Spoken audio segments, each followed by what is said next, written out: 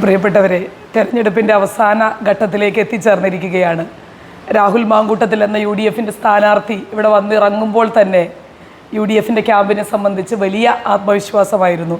പിന്നീട് ഈ പറയുന്നത് പോലെ ഒരുപാട് വികാസങ്ങളും കെട്ടിച്ചമച്ച കഥകളും പെട്ടി വിവാദവും ഒക്കെ ഉണ്ടാക്കാൻ പലതരത്തിലുള്ള ശ്രമങ്ങൾ ഇവിടെ നടന്നു.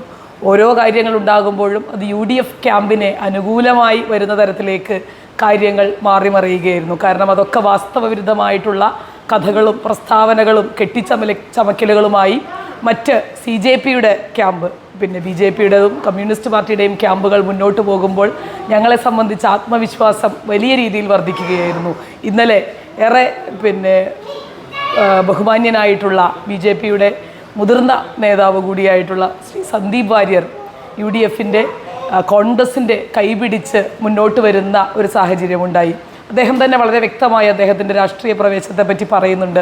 പല ആളുകളും രാഷ്ട്രീയ സാഹചര്യങ്ങൾ നോക്കി, സ്ഥാനാർത്ഥി മോഹം നോക്കി പാർട്ടി മാറുന്നത് പോലെയുള്ള അല്ലെങ്കിൽ അത്തരത്തിലുള്ള ഒരു രാഷ്ട്രീയ പ്രവേശമായിട്ടല്ല ഇതിനെ സാംസ്കാരിക കേരളവും പൊതുസമൂഹവും മനസ്സിലാക്കുന്നത്. കൃത്യമായ നിലപാടുകൾ പറഞ്ഞുകൊണ്ട് തുറന്നു പറഞ്ഞുകൊണ്ടാണ് അദ്ദേഹം മുന്നോട്ട് വരുന്നത്. എന്തുകൊണ്ടാണ് കോൺഗ്രസിലേക്ക് കടക്കുന്നത് എന്നുള്ളതിന് കൃത്യമായ ഉത്തരം അദ്ദേഹത്തിനുണ്ട്. അത് കോൺഗ്രസിൻ്റെ മതേതരത്വവും ജനാധിപത്യവുമാണ് എന്ന് അദ്ദേഹം ഉറക്കെ പ്രഖ്യാപിക്കുന്നു. അപ്പോൾ ഞങ്ങൾ കടന്നു വരുമ്പോൾ ഒരു വിജയം അല്ലെങ്കിൽ ഒരു ഭൂരിപക്ഷത്തിലുള്ള വിജയം എന്നുള്ളതാണെങ്കിൽ അവസാന ലാപ്പിലേക്ക് എത്തുമ്പോൾ ഞങ്ങൾ മികച്ച ഭൂരിപക്ഷത്തിലേക്ക് തന്നെ കടക്കുമെന്നുള്ള ആത്മവിശ്വാസം മാത്രമല്ല, അതൊരു ഉറപ്പായി മാറുന്ന സാഹചര്യമാണ് പാലക്കാട് നിയോജക മണ്ഡലത്തെ സംബന്ധിച്ചിട്ടുള്ളത്.